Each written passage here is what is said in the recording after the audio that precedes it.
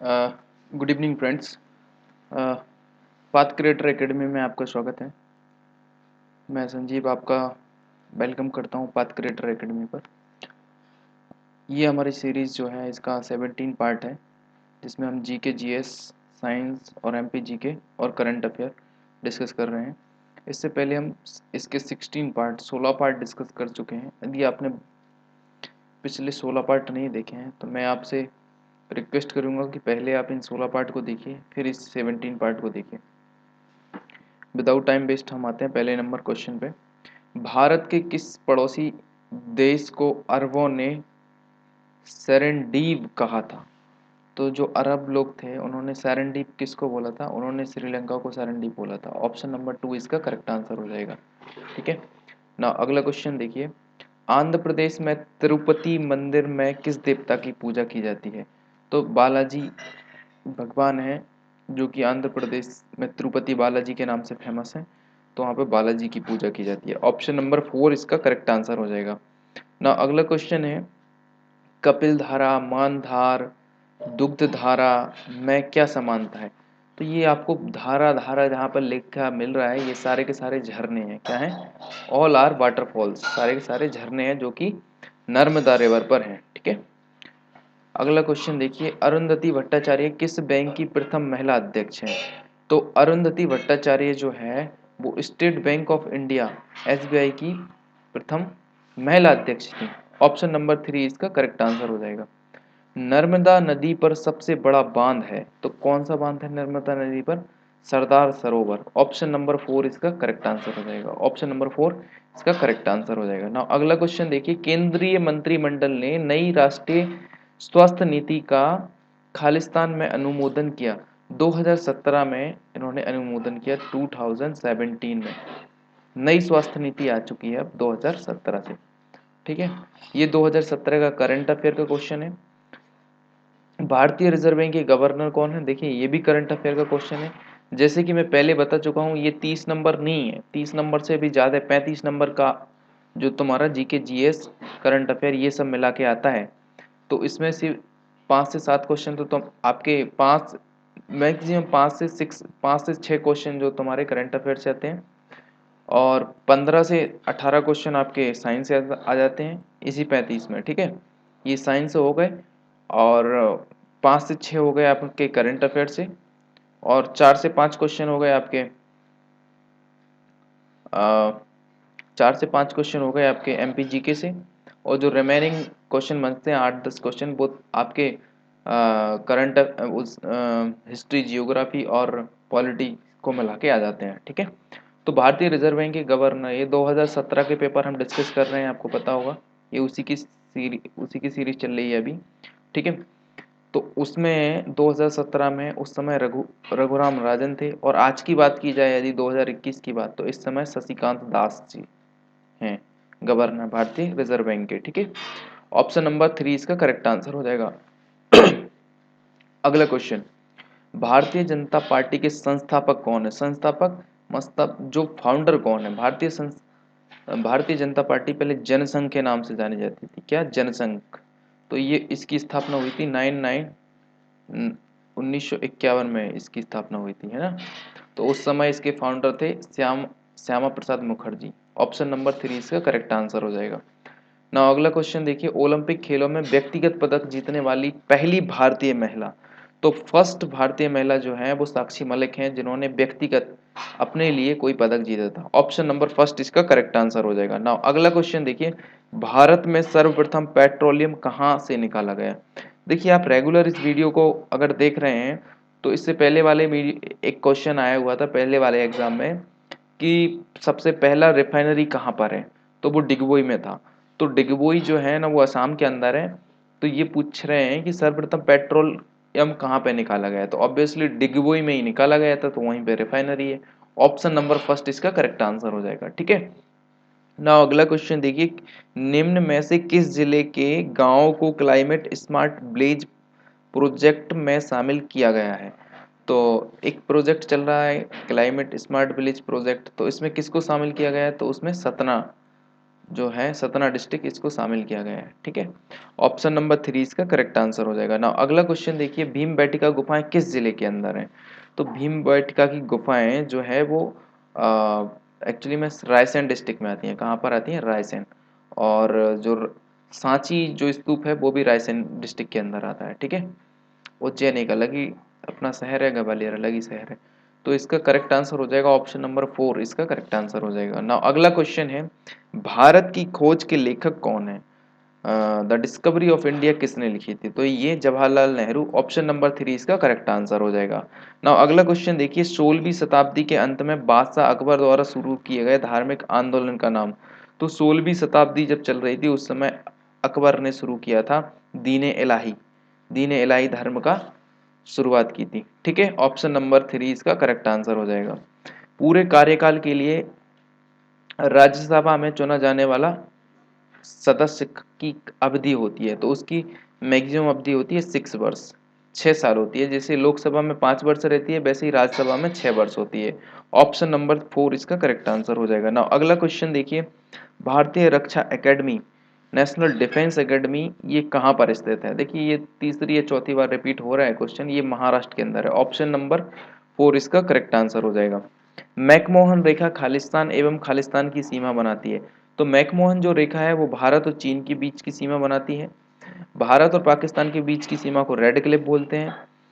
ठीक है, और पाकिस्तान और अफगानिस्तान की बीच की सीमा को डूरंड रेखा बोलते हैं। ठीक है, इस क्वेश्चन का आंसर ऑप्शन नंबर 2 करेक्ट हो जाएगा। नाउ नेक्स्ट क्वेश्चन है, विवेकानंद ने रामकृष्ण मिशन की स्थापना की थी। रामकृष्ण मिशन जो है वो बेल्लूर में स्थापित किया गया था। कहाँ पे? बेल्लूर में। रामकृष्ण विवेकानंद ने रामकृष्ण मिशन उनके गुरुजी के नाम पे रखा था उनका मिशन। इस मठ का नाम बेल्लूर मठ है ना, बेल्लूर मठ के नाम से जाना जाता है। और ये कहाँ पर है? वेस्ट बंगाल में है, वेस्ट बंगाल। ठीक है, पश्चिम बंगाल के अंदर है बेल्लूर मठ। ऑप्शन नंबर 2 इसका करेक्ट आंसर हो जाएगा। उन किन्हीं श्वेत क्रांति के जनक मिल्कमैन, मिल्कमैन जिन्होंने क्या है प्रोडक्शन ऑफ मिल्क में बहुत अधिक काम किया, उनका नाम है वर्गीज कुरियन। इन्हीं के नाम पर श्वेत मिल्कमैन ऑफ इंडिया का नाम रखा गया। तो इसका मिल्कमैन एकदम करेक्ट आंसर हो जाएगा। ठीक है, नाउ नेक्स्ट क्वेश्चन देखते हैं, सरदार सरोवर बांध की परिकल्पना इन्होंने की थी। तो किन्होंने की थी सरदार सरोवर बांध की परिकल्पना? जवाहरलाल नेहरू ने एक आइडिया और विचार आया था उनके दिमाग में सरदार सरोवर का। ठीक है, तो ऑप्शन नंबर 2 इसका करेक्ट आंसर हो जाएगा। नाउ अगला क्वेश्चन देखिए, आंत्र पचे हुए खाद्य भोजन को अवशोषित करती है, किस प्रकार की उपकला कोशिकाएं उसके लिए उत्तरदायी हैं? तो ये कौन सी कोशिकाएं हैं जो ये काम करती हैं? तो ये स्तंभकार जो कॉलमनर एपिथीलियम रहती हैं, ये जो आंत अपनी इस तरीके से पेट के अंदर रहती है, इसके अंदर कौन सी कॉलमनार स्तंभकार उपकला जो रहती हैं वो इनके अंदर रहती हैं, वो इसके लिए उत्तरदायी रहती हैं। ठीक है, ऑप्शन नंबर 3 इसका करेक्ट आंसर हो जाएगा। अगला क्वेश्चन देखिए, भारी भारी भार जैसे कि भारी धातुएं, स्टील की धरनी तथा स्क्रैप, लोहे की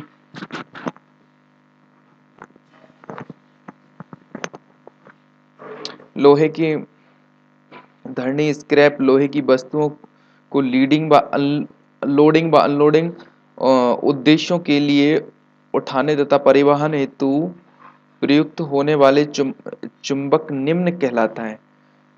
तो इन सारी चीज़ों को, जो भारी चीज़ें हैं इनको उठाने और इनको ट्रांसपोर्टेशन का काम करने के लिए जो मैग्नेट का यूज़ किया जाता है उन्हें बोलते हैं इलेक्ट्रोमैग्नेटिक चुंबक। इन्हीं के माध्यम से बहुत भारी भरकम चीज़ों को बहुत आसानी से उठाया जा सकता है, क्योंकि इनके पास बहुत ज़्यादा पावर होती है। ऑप्शन नंबर फर्स्ट इसका करेक्ट आंसर हो जाएगा। देखिए, लाल रक्त कर्णिकाओं के लिए दूसरा शब्द बताइए, ये पूछा है, क्वेश्चन नंबर 10 है। देखिए क्वेश्चन नंबर मैं पहले ही बोल चुका हूँ, 10 मत देखिए, ये 10 क्वेश्चन पेपर में आए हुए हैं, सारे ओल्ड पेपर डिस्कस कर रहे हैं, तो ये मत देखिए। ये मेरी वीडियो के हिसाब से पता नहीं कौन सा क्वेश्चन होगा, लेकिन एक क्वेश्चन पेपर के हिसाब से 10वें नंबर पर पूछा गया था। देखिए, लाल रक्त कर्णिकाओं के लिए दूसरा शब्द बताइए। तो दूसरा शब्द हम उन्हें बोलते हैं एरिथ्रोसाइट। क्या बोलते हैं? एरिथ्रोसाइट। ऑप्शन नंबर फर्स्ट इसका करेक्ट हो जाएगा। ठीक है, देखिए हम यहाँ पे डिस्कस कर रहे हैं पुराने 2017 में जो पुलिस एमपी पुलिस का पेपर हुआ था, उसमें जीके जीएस के जो क्वेश्चन आए थे वो उन्हीं का डिस्कशन कर रहे हैं। इन क्वेश्चन को देखने से आपको अंदाज़ा लगेगा हमको किस डायरेक्शन में पढ़ना चाहिए और किस डायरेक्शन में हम पढ़ के अच्छे मार्क्स ला सकते हैं। देखिए मैथ और रीजनिंग की आप प्रैक्टिस करने में लगे ही हुए हैं। मैथ जो 40 नंबर का आता है जिसकी आप बहुत अच्छी प्रैक्टिस कर रहे हैं, और रीजनिंग भी आई होप आप अच्छा कर रहे होंगे जो 30 नंबर का आता है। अब जो 30 नंबर बचता है, मेरे ख्याल से 30 नहीं बचता है एक्चुअली में, इसके तो कम ही आते हैं रीजनिंग के, और मैथ के भी थोड़े इनसे 2-5 नंबर, 2-3 नंबर के कम, 2-3 नंबर कम। जो रिमेनिंग पोर्शन है वो तुम्हारा 30 से 35 नंबर का आता है, 30 का नहीं आता, 30 से 35 नंबर और कभी कभी 37 नंबर। ठीक है, तो ये जो 30 से 35 और 37 नंबर की तैयारी हम यहाँ पर कर रहे हैं पुराने पेपर के माध्यम से, राइट। तो इन 30 से 35 नंबरों में आपका मेजर पोर्शन रहता है वो साइंस का रहता है। किसका? साइंस का रहता है, जिसके 12 से 15 क्वेश्चन रहते हैं। वो जो रिमेनिंग क्वेश्चन रहते हैं वो करंट अफेयर, जियोग्राफी, पॉलिटी और हिस्ट्री से रहते हैं। ठीक है, इन सब, और एमपी जीके भी इंक्लूड रहता है। इस तरीके से आपके 35 नंबर बन जाते हैं। ठीक है, 30 से 35 नंबर। तो उसी सीरीज में ये अपना क्वेश्चन था, लाल रक्त कणिकाओं के लिए दूसरा शब्द इरिथ्रोसाइट बोलते हैं। आरबीसी को हम इरिथ्रोसाइट भी बोलते हैं। ठीक है, ऑप्शन नंबर फर्स्ट इसका करेक्ट आंसर हो जाएगा। अगला क्वेश्चन देखिए, प्रकार्य जो कि एस्ट्रोजन से प्रभावित नहीं होता। एस्ट्रोजन किसके अंदर रहता है? देखिए जेंट्स मतलब जो इंसान मानव मेल रहता है उसके उसके अंदर टेस्टोजोन्स रहते हैं। एस्ट्रोजन रहता है फीमेल के अंदर। किसके अंदर रहता है? फीमेल के अंदर। ठीक है, और मेल के अंदर रहता है टेस्ट टेस्टोस्टेरोन। ठीक है, तो अंडाशय में अंडों का निर्मुक्त होना ये तो नहीं है, प्रभावित नहीं है, ये तो प्रभावित रहता है, इससे इसका संबंध है। एस्ट्रोजन से स्तनों का विकास बिल्कुल रहता है, एस्ट्रोजन से मासिक चक्र भी बिल्कुल रहता है, बट एस्ट्रोजन से शुक्राणुओं का निर्माण नहीं होता है, फॉर्मेशन ऑफ स्पर्म, ये एक्चुअली में टोटल अलग चीज है जो कि मेल से जुड़ी हुई है, ये इसमें फीमेल का कुछ नहीं है। तो ऑप्शन नंबर 2 जो है ना, प्रभावित नहीं होता, ऑप्शन नंबर 2 इसका करेक्ट आंसर हो जाएगा। नाउ नेक्स्ट क्वेश्चन देखिए, भारत में पहली नाभिकीय रिएक्टर यहाँ स्थापित किया गया था। नाभिकीय रिएक्टर सबसे पहले कहाँ पे? ट्रॉम्बे में स्थापित। कहाँ पे? ट्रॉम्बे, बॉम्बे का पार्ट है ये ट्रॉम्बे। ठीक है, ऑप्शन नंबर 2 इसका करेक्ट आंसर हो जाएगा। नाउ अगला क्वेश्चन देखिए, अपशिष्ट जल उपचार के दौरान प्लास्टिक की बोतलें, प्लास्टिक तथा डिब्बे जैसी बड़ी वस्तुओं को इसके द्वारा हटाया जा सकता है। किन के द्वारा हटा सकते हैं? बहुत बड़ी जो चीजें रहती हैं उसके लिए, जैसे ये हमारा चेम्बर है, इसके अंदर हम हमारा जो सीवर का पूरा पानी आ रहा है, तो हमें इसमें से बहुत बड़ी बड़ी चीज़ें जैसे ये बताए गए हैं प्लास्टिक डिब्बे, इन सब को हटाना है। तो हम इसमें पानी आने वाली जो लाइन है, उस लाइन को आने से पहले उस लाइन के अंदर हम क्या लगा देते हैं? एक बार स्क्रीन लगा देते हैं। इस बार स्क्रीन के माध्यम से क्या होता है, जो भी बड़े बड़े सामग्री इसके अंदर आती हैं वो यहाँ पे जाके रुक जाती हैं, और बाय ऑटोमेटिक ये जो जहाँ पे इतना कचरा इकट्ठा होता है ये बाहर इसको निकाल दिया जाता है। तो ये बाहर स्क्रीन की मदद से हम ये सब कर सकते हैं। ऑप्शन नंबर फर्स्ट इसका करेक्ट आंसर हो जाएगा। नाउ अगला क्वेश्चन देखिए, तारों का वह समूह जो आकाश में एक आकृति बनाता है। आपने देखा होगा सप्त ऋषि के नाम से जाना जाता है, 1 2 3 इस तरीके से रहते हैं, और फिर बाकी के ये 4 भी रहते हैं। ये 4 इस तरीके से जुड़े रहते हैं। ठीक है, ओरियन और ये सप्तऋषि ये जो बन के आते हैं इन्हें बोलते हैं कॉन्स्टिलेशन, यानी तारामंडल। क्या बोलते हैं इन्हें? तारामंडल। ठीक है, तो ऑप्शन नंबर फर्स्ट इसका करेक्ट आंसर हो जाएगा। नाउ अगला क्वेश्चन देखिए, एक उल्टे गिलास को जलते हुए मोमबत्ती पर रखने पर, एक सपोज करो यहाँ पे मोमबत्ती जल रही है, ठीक है, और आपने एक उल्टा गिलास इसके अंदर ढक दिया, ठीक है, रखने पर कुछ समय बाद मोमबत्ती की लौ बुझ जाती है। तो उसके अंदर जितनी भी कार्बन डाइऑक्साइड, देखिए कोई भी चीज़ जलने के लिए उसको CO2 की ज़रूरत रहती है, तो ग्लास के अंदर जितनी भी CO2 रहेगी उतनी देर तक तो वो मोमबत्ती जलेगी। जैसे ही CO2 की रिक्वायरमेंट होगी और उसको CO2 नहीं मिल पाती है, बाई द वे नीचे से भी नहीं मिल पाती, कहीं से भी नहीं मिल पा रही उसको, तो वो मोमबत्ती बुझ जाएगी। तो कार्बन डाइऑक्साइड की क्या हो जाती है? अनुपलब्ध, non availability of carbon dioxide. Option number 3 is correct for this question. ना अगला क्वेश्चन है, सोनम ने एक गिलास पानी में एक बड़ा चम्मच नमक डालकर उसे मिलाया। देखिए ऑब्वियसली एक जैसे गिलास है, एक बीकर है या गिलास है, उसके अंदर पानी भरा हुआ है, एक चम्मच नमक लो, इसके अंदर डाल दो आप, उसको फिर अच्छी तरीके से आप सेक कर दो, मिला दो, तो ये क्या होगा? नमक तो बिल्कुल गायब हो जाएगा। तो इसमें होने वाले परिवर्तन के प्रकार को पहचानिए। तो ये है भौतिक परिवर्तन। क्या है? भौतिक, फिजिकल परिवर्तन। ठीक है, ऑप्शन नंबर 3 इसका करेक्ट आंसर हो जाएगा ना। बहितमल ताल के किनारे, बहितमल बोले तो जो वेस्ट सीवरेज का पॉइंट रहता है, जैसे गंदा पानी जाता है सीवर का, किनारे किस प्रकार के वृक्ष लगाना चाहिए? सागौन के, सिल्वर ओक के, पोंगमिया के, यूकेलिप्टिस के। तो हमको यूकेलिप्टिस के पेड़ यहाँ पे लगाना चाहिए। क्यों? क्योंकि यूकेलिप्टिस के पेड़ों को बहुत ज़्यादा पानी की आवश्यकता पड़ती है। ठीक है, बहुत ज़्यादा पानी की आवश्यकता पड़ती है, ये यहाँ से पानी ले सकते हैं। और ये क्या करते हैं, इनकी जड़ें बहुत लंबी रहती हैं ताकि ये इस किनारे को सॉलिड बना के रख सकते हैं। ऑप्शन नंबर 4 इसका करेक्ट आंसर हो जाएगा। ठीक है, टाइफाइड की रोकथाम के लिए प्रयुक्त होने वाला, टाइफाइड किसी को होती है तो उसके लिए TAB का टीका लगाया जाता है, TAB। ठीक है, ऑप्शन नंबर 4 इसका करेक्ट आंसर हो जाएगा। ना अगला क्वेश्चन देखिए, एक परिस्थितिकी तंत्र में अपघटक। देखिए फ्रेंड्स, ये जो सीरीज है वो फटाफट की है, यहाँ पे मैं बहुत ज़्यादा डिस्क्रिप्शन नहीं दूंगा कोई से क्वेश्चन का। ये जस्ट हम पुराने पेपरों को क्या कर रहे हैं, एक बार रिवाइज टाइप का कर रहे हैं, क्योंकि पेपर एग्ज़ाम होने में ज़्यादा वक्त नहीं है। अगर मैं डिटेल में देने लगा तो यही वीडियो 20 मिनट का 40 मिनट का हो जाएगा। ठीक है, तो फिर वो हैक्टिक हो जाएगा, क्योंकि उतना टाइम अभी है नहीं। सो इसके लिए हम बहुत स्वीट और बहुत कम समय में इस वीडियो को बना रहे हैं। ठीक है, एक परिस्थितिकी तंत्र में अपघटक होते हैं। अपघटक क्या काम करते हैं? कार्बनिक पदार्थों को सरल स्वरूप में रूपांतरित कर देते हैं। क्या कर देते हैं?